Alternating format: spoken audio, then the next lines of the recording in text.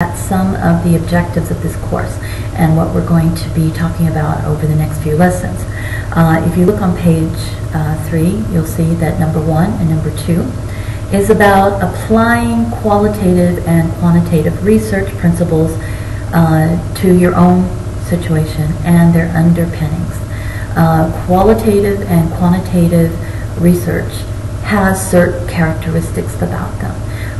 Things that you're instantly going to see by the end of this course that this problem is going to require something that's more qualitative, and you're going to see something that's going to be more quantitative. Qualitative is more about telling stories, quantitative is more about numbers and math and those kinds of things. And we have our prejudice about one or the other, but hopefully in this course, as we go through, you're going to be doing both of them.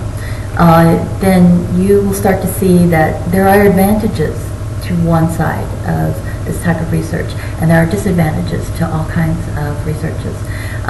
So it's important to start really understanding the underpinnings, the underlying beliefs that are behind these different kinds of research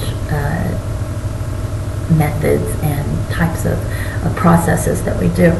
If you look at 3 and 4 on the objectives, you'll see that we'll be learning how to distinguish between qualitative and quantitative designs and their appropriateness to different research problems. Some research just basically says this is qualitative. We're going to be telling a story about what is going on in our classroom or what is going on with a student. There's going to be other situations where we need to know time, how much time we spend doing certain tasks that are wasting our time, and how we can be more time management conscious.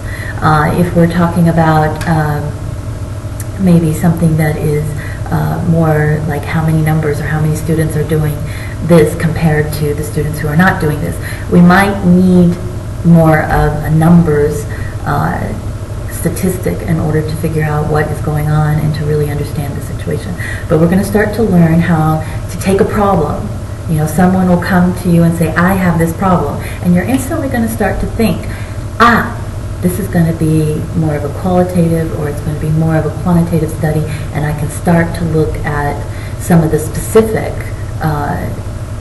research methods that are in those categories that might solve our problem and give us some real data that we can share with other people and validate, and they can repeat, and they can see that it's going to have the same results for them if they just try it and try it the right way.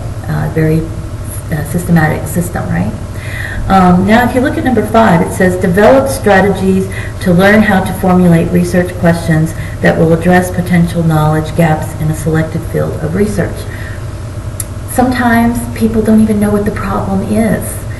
This is a very serious issue for young researchers. They have a general idea that there's something wrong, and they don't know exactly how to articulate or to formulate a question. They just know something is wrong. And what we're going to do is we're going to start to look at how to form a problem statement, how to ask good questions, how to identify the real problem that we want to solve, and not some general concept. I kind of know this is wrong, I don't know if this is wrong, but something really solid that we can apply the scientific method to, and the processes that we're going to learn in this course, especially in the first production stage, okay? Now, if you look at number 6 objective for this course is to determine the appropriate research method and research design for a research problem. I've already kind of touched on this issue. Once you have a problem and it's articulated, you've got it down, you've gotten the concept, you've got the exact problem, you've written it down in words, it's like a formula. You can start to see that this research process or this research formula is going to work to solve my problem. So that's what we're going to do, okay? At first we're just going to kind of understand the general concepts and what they are. Then we're going to have our own problem that we really want to solve and how to articulate that problem so that we can apply the scientific method to it. and then we're going to look at specific qualitative or quantitative designs that will help us get to the answers that we're seeking. Okay. Number 7 is determine appropriate sampling, data collection, and associated analytical approaches for qualitative and quantitative research designs. Okay. Sometimes who we are taking data on in education, we're mostly talking about people. We're going to be examining people or a person or a small group of people. Like if you're an elementary school teacher and you want to know how to be a better instructor in reading, you're going to have the appropriate sample, which is your classroom, and you're going to be testing your new methodologies on them. But how are you going to do that? And so that you can have some real results. And what will those results be? You know, what do you consider true results?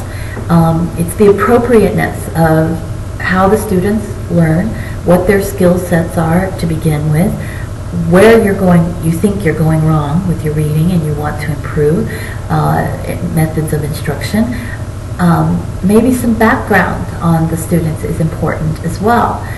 This could be a numbers game about students how many students compared to other students respond to a certain type of teaching methodology that you're using in your classroom, and how can you improve that number so that more and more students are getting better reading scores, or they're getting faster at their reading, or whatever the specific problem is that you want.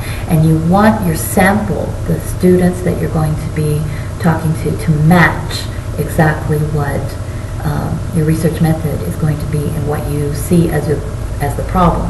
If these don't match, you know, if you're wanting to improve your reading teaching methodologies, and let's say you go outside and you're tutoring a group of students that have no reading tests or reading scores, how are you going to validate what you're doing?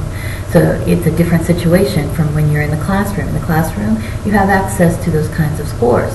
If you're teaching outside tutoring, you probably don't have. So you're going to have to use maybe a different research method in order to find any results that can give you some real information about what works and what doesn't work, and not just something that's kind of in your head. Okay. The next one is number 8. Evaluate published quantitative, qualitative research.